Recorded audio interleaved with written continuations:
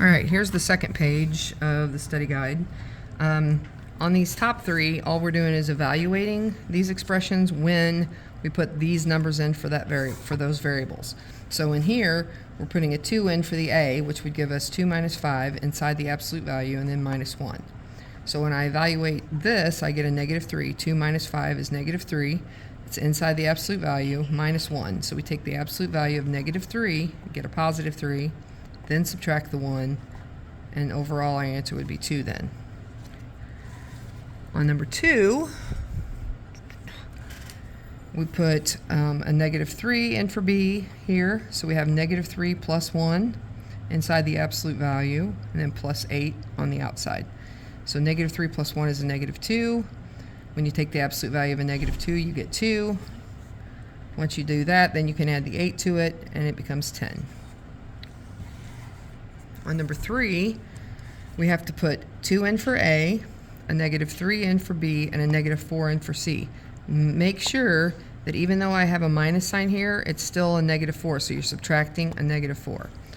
All right, so which later when we add it, or when we do, after we get this absolute value simplified, we will actually add a 4 because it's minus a minus. So 2 plus a negative 3 would give us an absolute value of a negative 1, and then minus a minus 4 is going to be plus 4. So the absolute value of a negative 1 is 1, plus 4 is 5. Now these, they want us to actually solve, and so we get the absolute value by itself on the left. It is already, and it's equal to a positive number, so we can draw our legs. And so we have w plus 1 equals 5, and w plus 1 equals negative 5. And then you solve by subtracting 1 from both sides. So you'll get w is 4, and when you subtract 1 here, you'll get w is negative 6. So negative 6 and 4. All right, number 5, again, we have the absolute value isolated, just it, equals a positive number. So we could solve this. So we draw our legs. We have x minus 3 equals 1, and x minus 3 equals negative 1. So we add 3, and we have x is 4. And when we add 3 here, we'll have x is plus 3. We'll have x is 2. So 2 and 4. Over here, we have absolute value isolated, and it equals a negative number. So when you have an absolute value equaling a negative number, there are no solutions for this, because when you take the absolute value of something, you always get a positive number as an answer. So we can't take the absolute value of whatever's in here. You know, even if we got, a positive 10, if I took the absolute value of a 10, I would have a positive 10. Absolute value of a negative 10 would be a positive 10. So we can never get a negative number taking the absolute value. So that's no solution. Over here, we need to get rid of this 16 first before we can do anything else. So we subtract 16 from both sides. Those are gone. That leaves us the absolute value of 2z plus 1 equals 32 minus 16 is 16. Now we have absolute value equals a positive number. We can draw our legs. So we have 2z plus 1 equals 16, and 2z plus 1 equals negative 16. So we subtract 1 from both sides. So we have 2z equals 15. Then divide by 2, and z would be 7.5. And then here, if I subtract 1, I would have 2z is negative 17. So when I divide by 2, z is going to be a negative 8.5.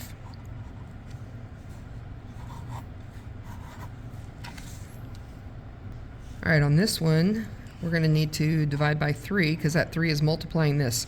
You cannot distribute that 3 through there. You can't distribute through an absolute value. So we need to divide by 3 to get rid of it. Divide this side by 3. So that gives us z minus 4, absolute value, equals 4. So absolute value equals a positive number. We're good to go. Draw the legs. Z minus 4 equals 4. And z minus 4 equals negative 4. So when I add 4 to both sides, we'll get z equals 8. And then plus 4, we'll get z is 0. So 8 and 0.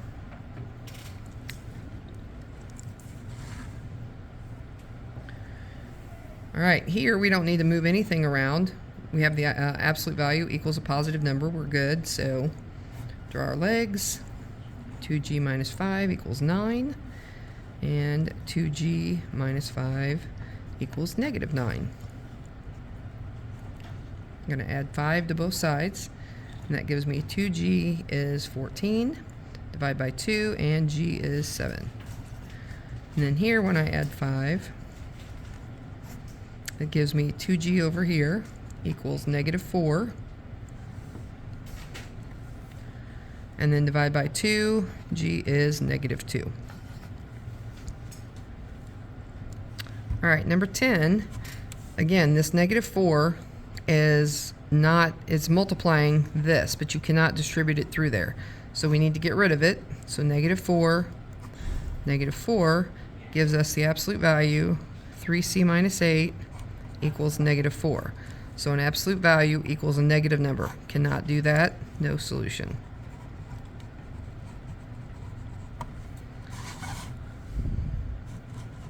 Okay, this one is a little tricky. A lot of people try to subtract this first. Do not subtract that first. Get rid of the 7 by subtracting 7 from both sides. All right, so the 7's gone, and it leaves a negative 5 times the absolute value of b plus 6 equals negative 25. Now we need to get rid of this negative 5, and we'll do that by dividing by negative 5. So that gives us the absolute value of b plus 6 equals 5. So absolute value equals a negative number. We're good to go. So draw the legs. B plus 6 equals 5. B plus 6 equals negative 5. So we subtract 6 from both sides, and we get b equals negative 1 minus 6, and b equals negative 11.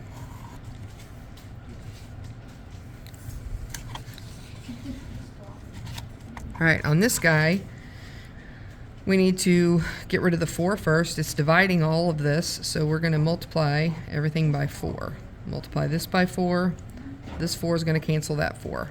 So all that's left over here is the absolute value of a minus 2. And then equals 6 times 4 is 24. So absolute value equals a positive number. So draw the legs. So a minus 2 equals 24. And a minus 2 equals negative 24. Add 2 to both sides. And you get a is 26. Add 2 here and 2 here. And you get a is negative 22. All right, on to proportions. So they want to know if these are equivalent or not. So the way that you can check to see if they're equivalent is you multiply straight across and see if you get the same answer here as you do here. Okay? So,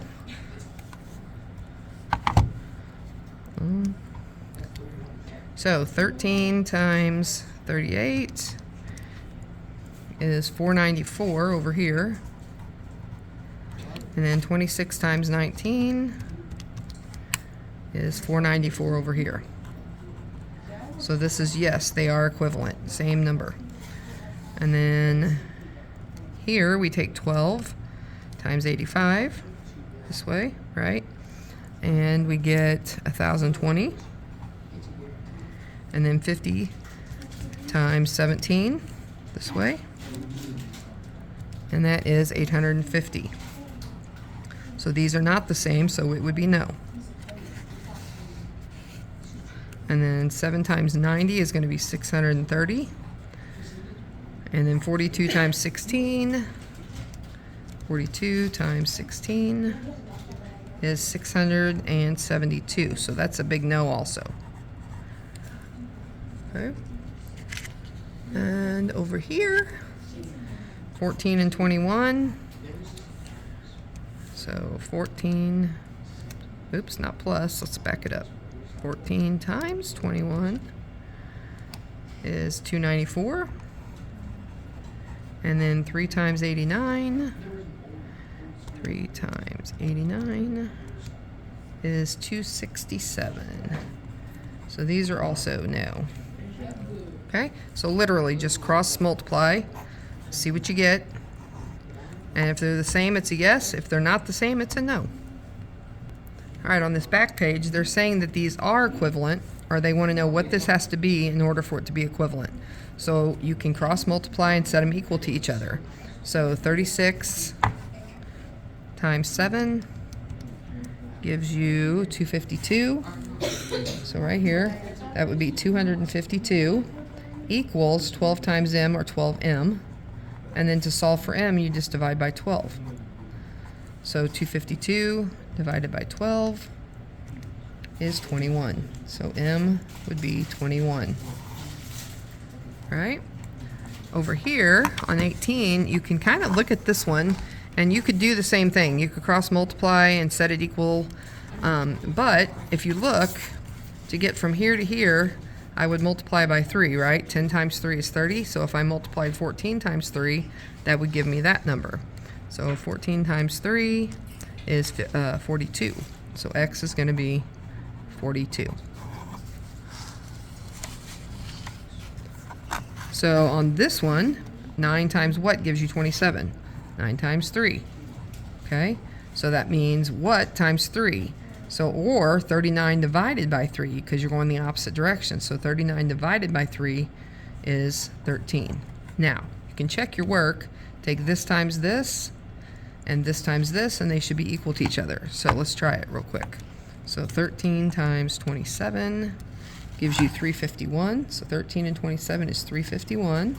And then 9 and 39, 9 times 39 is also 351. Okay, so 13 is correct. So C equals 13.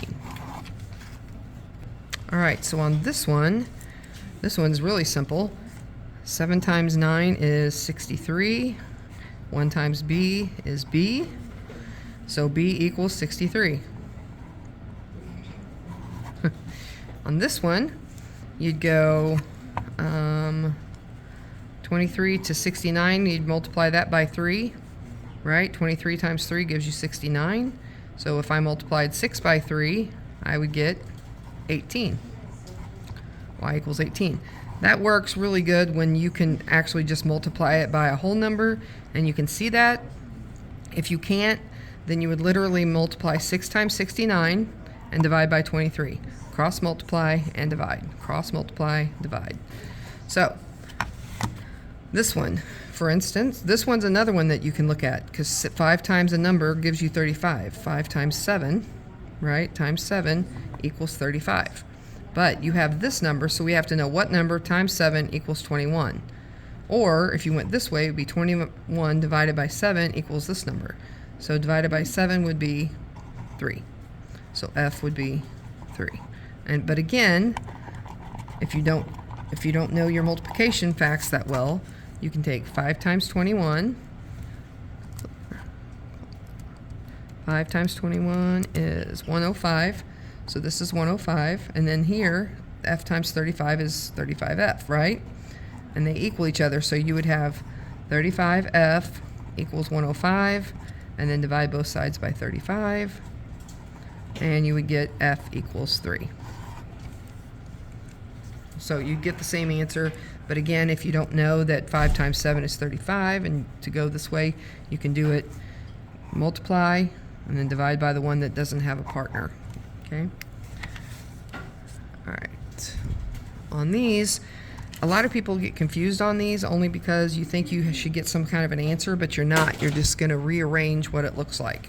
Okay, so here you're solving this equation for r, meaning you're getting rid of the t. So it's multiplying the r, so we're going to divide by t. Those t's cancel, and you have d over t equals r, and that's it. Okay, here they want us to solve for x, so we've got to get rid of the 4y and the m. Okay, 4y is further away, so we're going to get rid of it first, so minus 4y minus 4y. So when I do that, this is gone here, right? But then I still have mx left here, and over here I have 3t minus 4y. These are not like terms, so we can't put them together, so you literally just write it as 3t minus 4y and leave it just like that. Okay? Then, if I'm trying to get x, I've got to get rid of the m. So it's multiplying, I do the opposite, which is divide. That cancels out, but then I have to divide all of this by m. So it's x left on this side equals 3t minus 4y, all divided by m. Okay. Here we're solving for w, right? So the y's got to go and the 6's got to go. We get rid of the y first. It's subtracting. We do the opposite. Add y, add y. So we are left with 6w over here, because these y's cancel, equals 2z plus y. These are not like terms, so we can't put them together. So 2z plus y. Then to get rid of the 6, we divide by 6. We have to divide all of this by 6. Those are gone. That leaves us w equals 2z plus y over 6. And again, that's your answer. We're not trying to get, w is 12, w is 25, any of that. You're just moving stuff around so that w is alone. Okay, same thing over here. We're trying to get x, so we got to get rid of the k and the t. The t is subtracting, so we add t. The t and the p can't be put together, so it's 2p plus t, okay, equals kx. The t is gone. Now, if we're solving for x, the k's got to go. Divide both sides by k. So 2p plus t, all divided by k, equals x. That's a k, by the way.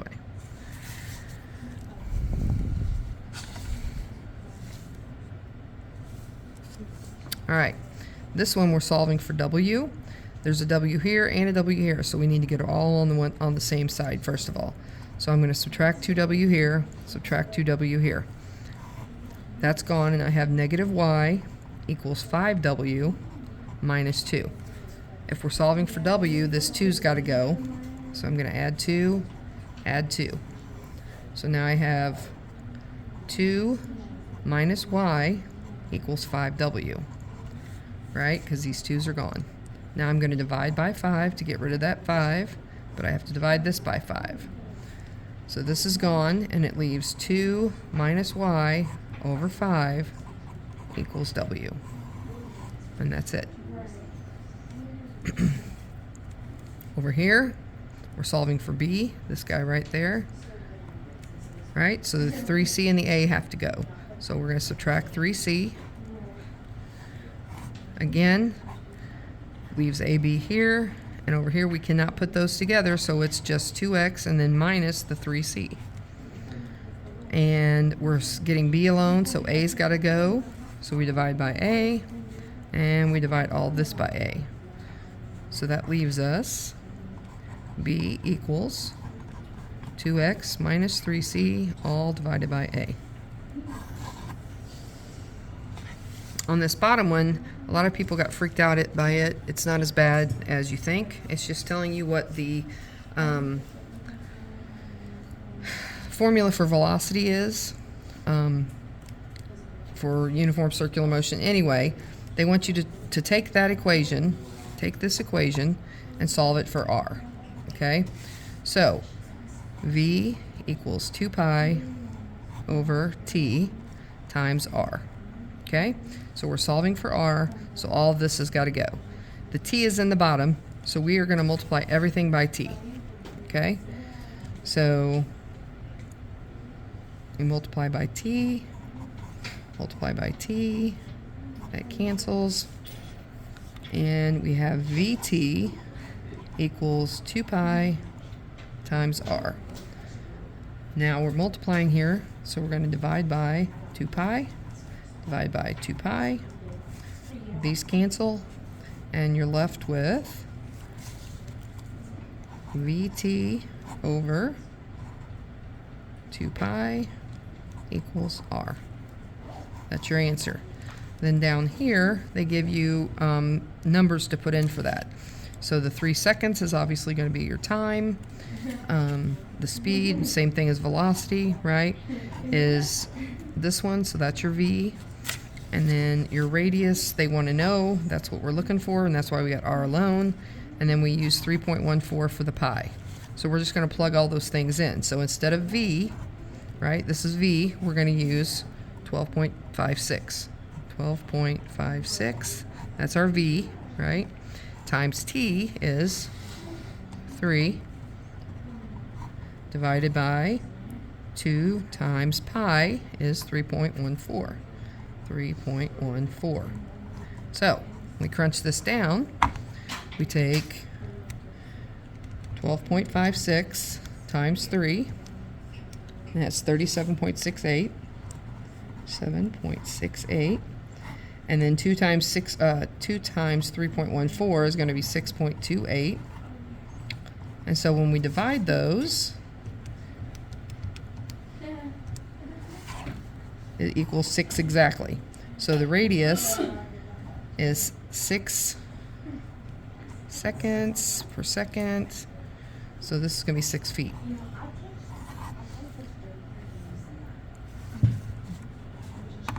Sorry, I hope you saw all that. I'll put it up here so you can look at it a little better. So there's your V, here's your T, there's 2, and there's your pi. You just plug them in. When you multiply these two together, you get this. When you multiply these two together, you get this. And then when you divide them, you get 6. So we rearranged everything, and then we just plugged in the information they gave us into the letters like we did on the front page, right?